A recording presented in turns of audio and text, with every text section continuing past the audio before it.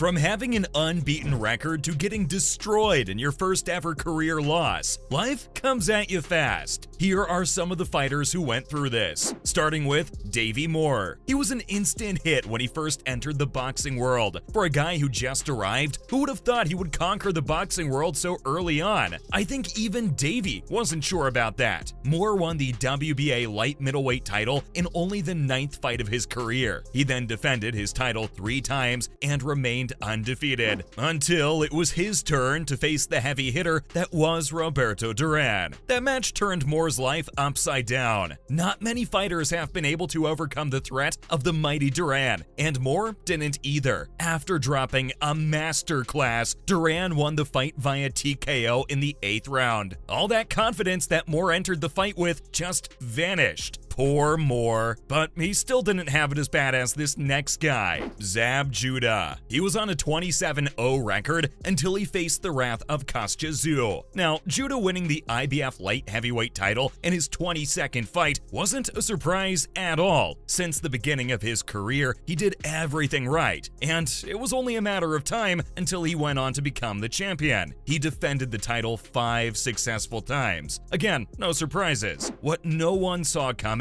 was what Kostya did to him. Judah completely dominated the first round. Everyone thought that he'll easily end things in the 2nd round, until he himself was finished. With only 10 seconds to go in the 2nd round, Kostya landed a right hand on Judah. It was a sweet connection, and things were over for Judah right then and there. He tried to get up as if nothing had happened, but went to the ground again. It was just embarrassing. He even tried to attack the ref after the fight. When he was announcing the results, Judah completely lost his mind and his first fight on this crazy night. Now, let's head over to the UFC with the next one, Richard Evans. Trash talkers don't last long in the octagon. I'm gonna make you quit. You gonna make me quit? I'm gonna make you quit. You gonna make me quit? I'm gonna make you quit. I'm glad you're thinking that way. It's like you quit in this competition and you quit on your fighters.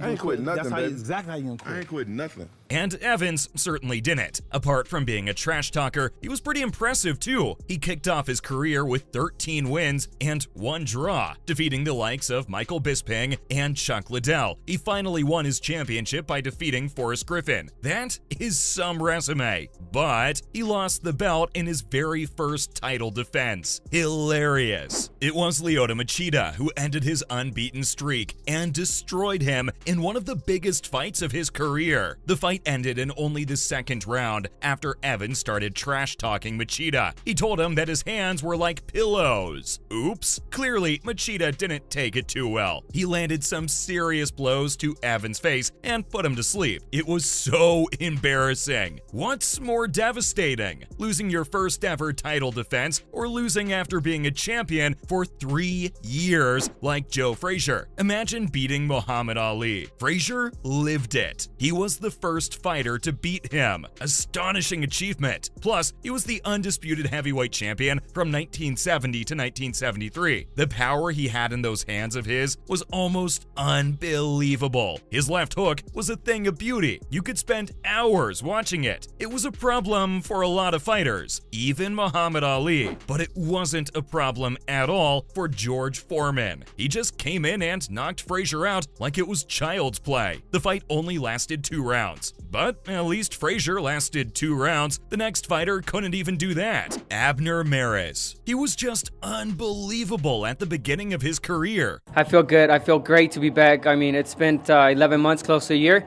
and back with the trainer. I think a lot of things came out that I'd learned with Virgil Hunter. The dude was an absolute terror. He won the Bantamweight Championship in 2010, but decided he was too good for that division. Maris moved up a weight class and became a championship there as well. The Super Bantamweight Champion. And guess what? He once again moved up in weight and won the Featherweight Championship as well the very next year, until he came up against Johnny Gonzalez. He stunned Maris in the first round of the fight and won via TKO. Not only Maris, but the whole world was stunned. Before this, Maris had a record of 26 wins and only 1 draw, but it all came to a devastating end that night. Maris was put to sleep by one of the greatest left hooks you'll ever see. The ref had to come in and stop the fight. Maris was dusted. Now, let's talk about someone who announced himself to the world at just 17 years of age. Wilfred Benitez. This guy fought at the time of the Four Horsemen: Roberto Duran, Thomas Hearns, Marvin Hagler, and Sugar Ray Leonard. If he was fighting in some other era, he would have easily been considered one of the greatest boxers of that time. He won championships in 3 different divisions. Benitez was just 17 when he came onto the boxing scene and won a championship. Guess who he defeated in that fight? The experienced Antonio Cervantes. There was no stopping him until Sugar Ray Leonard decided to put an end to his streak of domination. But it wasn't easy, even for someone like Leonard. It took him 15 rounds to get the better of Benitez and win the bout via TKO. Leonard later said that Benitez was one of the toughest opponents he has ever faced. No surprises. Speaking of tough opponents, the next fighter was as tough as they came: Luis Neri.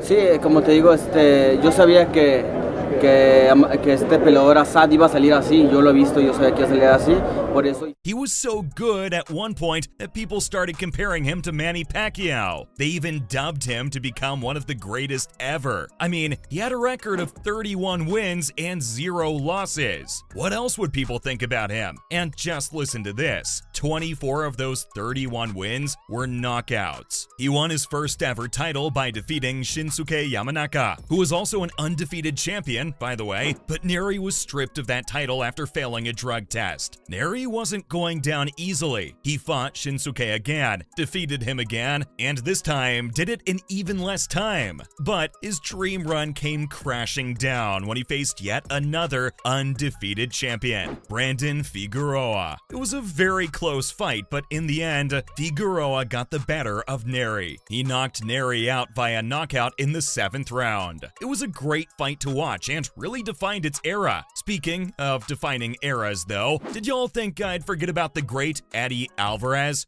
It's the only one I care about right now. Yeah, there's intermittent titles, there's all the titles that aren't being defended. All the fans want to see is who's the most violent guy in here. He's an amazing fighter, no doubt, but he had a shaky start to his career. For starters, he started his career at 170 pounds, which people thought was too high for him, but he still became the welterweight champion in only his 9th fight. The bad thing about such a good start is that he could only hold on to that title for half a year. He fought Nick Thompson in 2007 and lost his undefeated record. It was just an embarrassing fight to watch because the size difference between the two was huge. Nick Thompson was this big dude, and Alvarez was nothing in front of him. Good for him that he switched to the lightweight division after this and stayed there. That's all for undefeated fighters who suffered their first loss via knockout.